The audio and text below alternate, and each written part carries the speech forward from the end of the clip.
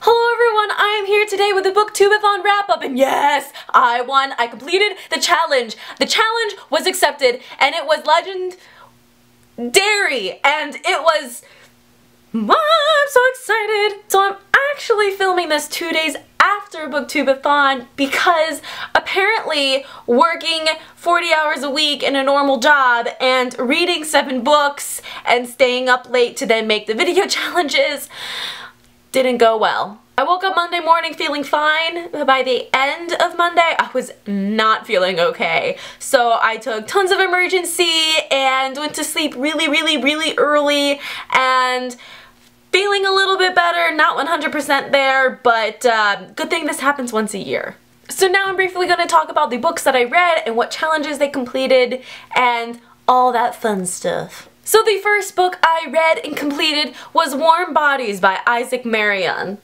And I loved this book. You shall be seeing a book talk about it coming up soon, and it was really good. So the things that this completed were reading a book to movie adaptation and to read a book with pictures in it. And at the beginning of each chapter there's like pictures and hands, and you can learn a lot about the human anatomy with this book, and I really appreciate that. Like, look, the neck muscles, look at it. Look at it. I then read the Angel Fire series by Courtney Allison Moulton, and these are all books that are around 450 to 500 pages long, and they were great. It was not the wisest choice for series selection, but this accomplished 2 tasks, and it was to read and complete a series, and that was a check mark, as well as pick out a book that someone else recommends to you. And I had really been craving to reread a book series, and so I had a list of 3, and my parents picked out the best one, well, not the best one, but the one they thought that was the best. I then picked up Tiger Lily by Jodi Lynn Anderson, and this completed the red on the cover because there is red on the cover here. Overall, I'd probably give this book 3.5 out of 5 stars. I felt like it was missing a lot of dialogue, and it was told through Tinkerbell's point of view between Tiger Lily and Peter Pan before Wendy shows up, and none of them were really talkative, and I felt like that inner monologue after a while, I just really got monotonous, and I would have liked having the story been broken up a little bit by some dialogue. I then read Rain, Rain by Anne M. Martin, and this completed the task and challenge of reading a genre you have read the least amount this year, and this is a middle grade book, and I don't read middle grade books very much, or like ever.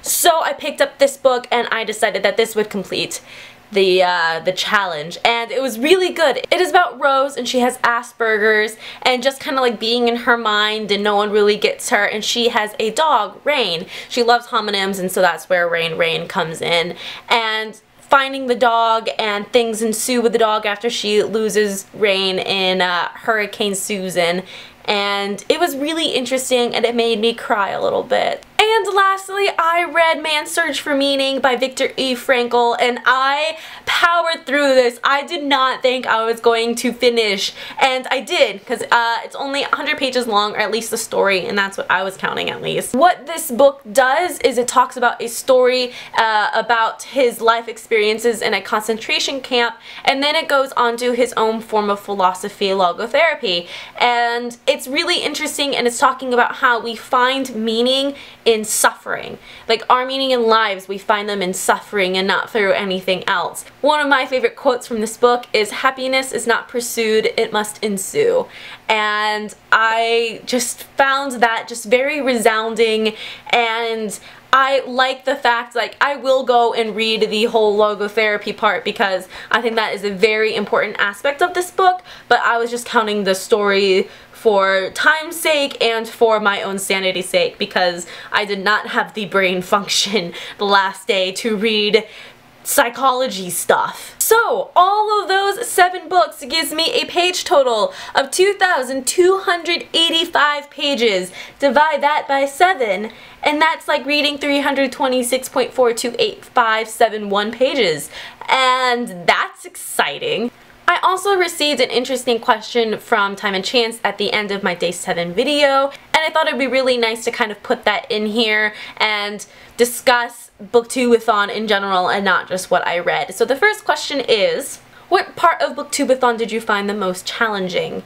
And everything. I think this answer is going to be different for a lot of people, and I knew that I was a fast reader, so that didn't bother me. The challenging part was working 8 hours a day, not including travel, an hour travel back and forth between the offices, and then if I decided to work out that day, working out before or in the morning and after work. And so trying to continue your life while doing BookTubeAthon and posting up the videos, that was challenging. What do you want changed for next year, if anything?